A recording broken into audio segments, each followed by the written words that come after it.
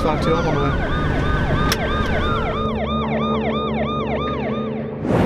Hi, my name is Chris Greil. I am a battalion chief with the Norwich Township Fire Department. In this video today, we're going to introduce you to the Rescue Task Force, which is an interoperable system between public safety, fire department, and police department operations in the event of an active shooter or active violence incidents. This video will describe how to perform a rescue task force and some of the important key objectives to achieve in an incident such as this. And I'm Officer Anthony Augusta with the Hilliard Division of Police. I'm a rescue task force instructor for our agency, and today we're going to be discussing the law enforcement's role within a rescue task force. Once officers are notified of an active shooter event occurring somewhere, the first officers to arrive on scene will make immediate entry into the building. These officers will be referred to as the contact officers. The priority of the contact officer or officers is to immediately make entry, find, and stop the threat. 652, we're making entry now. The contact officer or officers that make immediate entry will use indicators to try and locate the suspect. That could be gunfire, victims pointing in a certain direction, people moving from a specific area, or injured victims along the way. By this off? Yeah, with you. Go, go! You good? Good. 652, I got shots fired. Suspect is down, officers are okay. We're gonna be in the west entrance, down the hallway to the right. Once the threat is stopped and the suspect is secured, the focus shifts to securing the area and rendering medical aid to victims. The next officers to arrive on scene are designated the support team. They link up with the contact officers, make sure they're okay, and then assist with securing the immediate area if needed.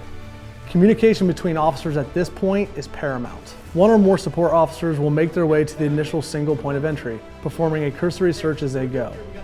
Once they link up with the contact officers, one of the officers will return to the initial single point of entry, and this officer becomes the internal control officer. The internal control officer then directs additional officers and fire personnel to ensure effective and efficient use of resources.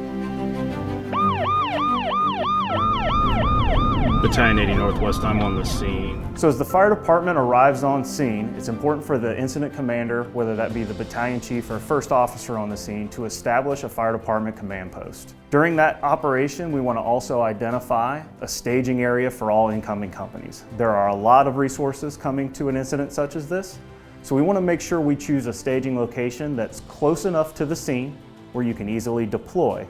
However, you want to make sure that that location is outside of the direct threat zone. Once in staging, companies will gather, they'll get assigned into rescue teams, we'll gather all of our equipment and don our necessary safety gear, and we'll all get ready to deploy at a moment's notice. It's important that this staging area be active and that we accomplish all of those objectives so when the call comes for fire to deploy into the building, we're ready to go. Once law enforcement is on the scene, or if they already have an incident command post established, it's important for the fire department incident commander to locate that command post and unify this command. This is an essential part of this process. The fire department incident commander and the police department incident commander need to be next to each other so they can share vital information and determine when is the proper time to get EMS and fire department folks to these victims. This direct communication is paramount and cannot be underestimated. It is important to integrate and unify command as soon in the incident as possible. As Battalion Chief Greil said, this is the location where fire and police personnel come together to establish a unified command. Once unified command is established, the incident commanders will begin assembling rescue task force teams. During this interaction, limitations are placed upon the rescue teams on where in that building that they can travel based on what is secured by law enforcement. If possible, skipping the casualty collection point and moving victims directly from their point of injury into a transport vehicle is preferable. However, based on the building layout or the number of victims, the casualty collection point may need to be established. If so, discuss this location with law enforcement on scene. Key points for a casualty collection point is that it has the size necessary to treat all victims, it is in a location that limits movement of patients, and it is hopefully in a location where access can quickly be made to transport vehicles outside where they can quickly leave the scene and get to the hospital. With no more indicators of additional threats in the area, the priority becomes security for not only fire and EMS personnel and the victims, but of the scene in general. It is incredibly important for the law enforcement officers assigned to a rescue task force to understand that at no point do they leave their fire and EMS personnel. If that area is secure, fire department personnel can move back and forth freely within that secured area. If victims are located outside of that secure area and police decide to move the rescue teams to those victims, this is more of a coordinated movement activity. In this scenario, armed law enforcement agents will escort rescue teams in a very organized pattern to the other set of victims. In this scenario, fire department personnel are beholden to those law enforcement folks that are escorting them to ensure their safety.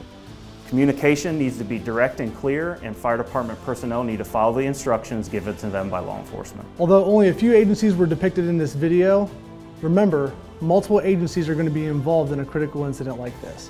Communication is key.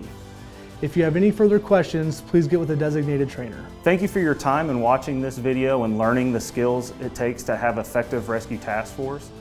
While this is an incident we hope none of us faces, it's one in which we have to be sharp and perform well if it does.